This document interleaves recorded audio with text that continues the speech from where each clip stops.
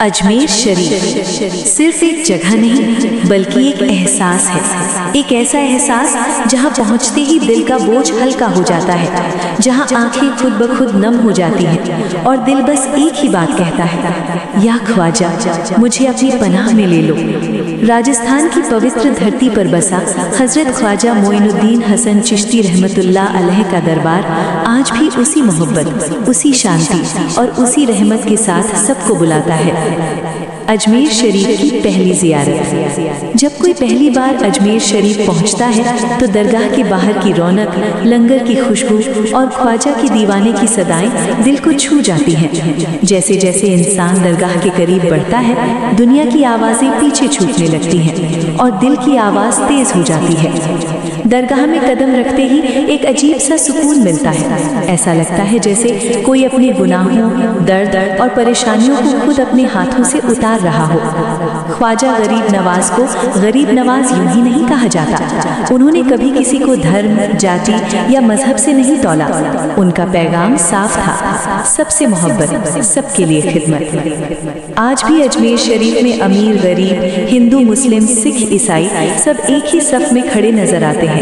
یہاں صرف انسان ہوتا ہے اور اس کا رب۔ اجمیر شریف میں سکون اس لیے ملتا ہے کیونکہ یہاں کوئی سوال نہیں پوچھتا، بس سنا جاتا ہے۔ جو ٹوٹے دل لے کر آتا ہے وہ جڑ کر جاتا ہے، جو خالی جھولی لے کر آتا ہے وہ امید لے کر لوٹتا ہے۔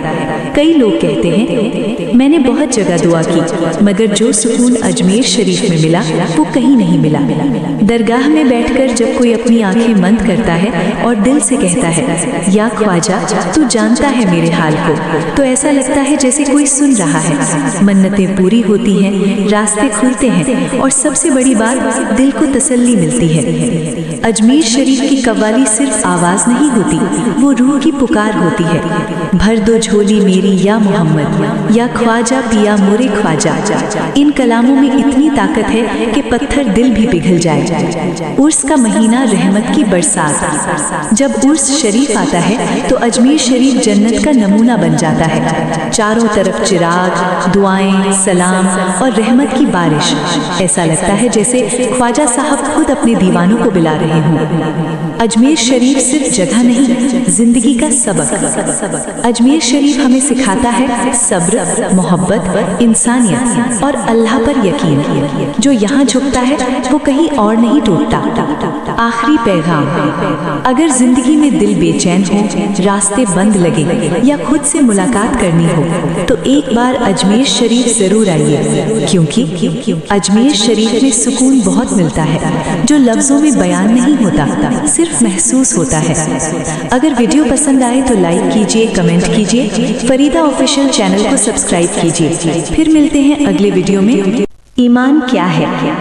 ایمان اسلام کی بنیاد ہے۔ اگر ایمان صحیح ہے تو انسان کا ہر عمل قیمتی ہو جاتا ہے، اور اگر ایمان کمزور ہے تو اچھے سے اچھا عمل بھی اللہ کے یہاں قبول نہیں ہوتا۔ ایمان کا مطلب کیا ہے؟ ایمان کا لفظ امن سے نکلا ہے، جس کا مطلب ہوتا ہے دل کا سکون، یقین اور بھروسہ۔ اسلامی اصطلاح میں ایمان کا مطلب ہے دل سے یقین کرنا، زبان سے اقرار کرنا اور اعمال سے ثابت کرنا۔ یعنی صرف کہنا کافی نہیں بلکہ زندگی میں اسے جینا بھی ضروری ہے۔ ایمان کی پریبھاشا، ڈیفینیشن آف ایمان۔ ایمان یہ ہے کہ انسان اللہ کو ایک مانے، اس کے فرشتوں پر یقین رکھے، اس کی کتابوں کو سچا مانے، اس کے رسولوں کو مانے، قیامت کے دن پر یقین رکھے، اچھی اور بری تقدیر کو اللہ کی طرف سے مانے۔ یہی ایمان مفصل کہلاتا ہے۔ ایمان کتنی چیزوں پر ہے؟ 6 ارکان ایمان۔ 1، اللہ پر ایمان۔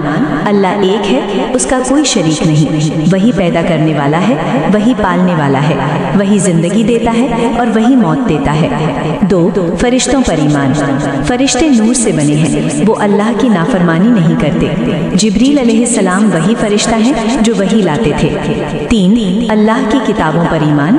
توریت، زبور، انجیل اور آخری کتاب قرآن پاک۔ قرآن قیامت تک کے لیے ہدایت ہے۔ 4، 4 रसूलों पर ईमान।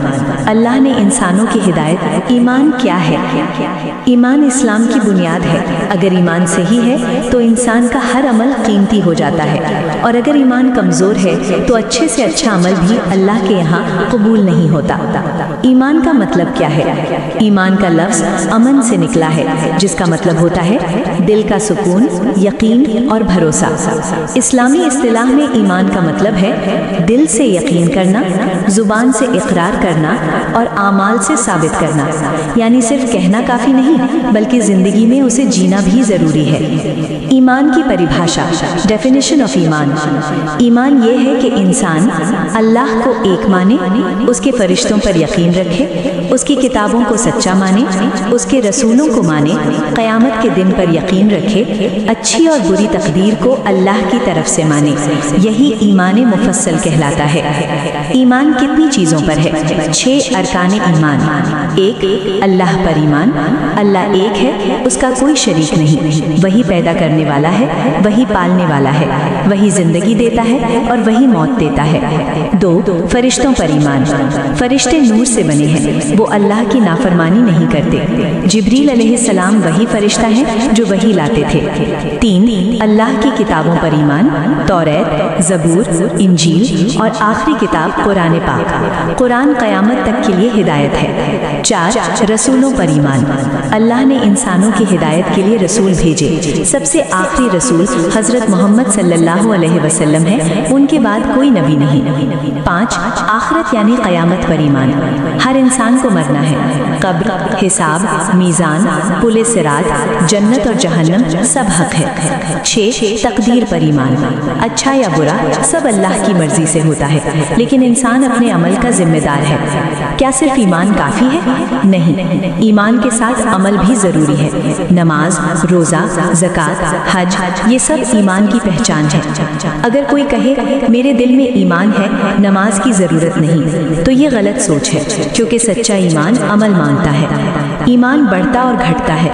ईमान कोई स्थिर चीज़ नहीं है। नेक अमल से ईमान बढ़ता है, गुनाह से ईमान कमज़ोर होता है। नमाज, तिलावत, जिक्र, सदका ईमान को मजबूत करते हैं। झूठ, गीबत, जिना, सूद ईमान को खा जाते हैं। सच्चे मोमिन की पहचान। सच्चा मोमिन झूठ नहीं बोलता, धोखा नहीं देता, नमाज का पाबंद होता है, सब्र करता है, अल्लाह से डरता है और लोगों के हक अदा करता है। ईमान सिर्फ मस्जिद में नहीं, बाजार, घर, ऑफिस और तन्हाई में भी नजर आता है। आज हमारी ईमान की हालत। आज हम कहते तो हैं कि हम मोमिन हैं, लेकिन नमाज में सुस्ती, हराम कमाई, गीबत और झूठ, अल्लाह से ज़्यादा दुनिया का डर, ये सब ईमान की कमज़ोरी की निशानी है। हमें अपने ईमान की फिक्र करनी होगी। ईमान को बचाएं और बढ़ाएं कैसे? 1 5 वक्त की नमाज। 2 रोज़ कुरान पढ़ना। 3 अल्लाह का जिक्र। 4 गुनाह से तौबा। 5 नेक लोगों की सोहबत। 6 मौत को याद रखना। आखिरी बात, ईमान अल्लाह की बहुत बड़ी नेमत है। बिना ईमान के न इज्जत है न नजात है। अल्लाह से दुआ है, ए अल्लाह हमें कामिल ईमान अता फरमा और मौत ईमान की हालत में दे।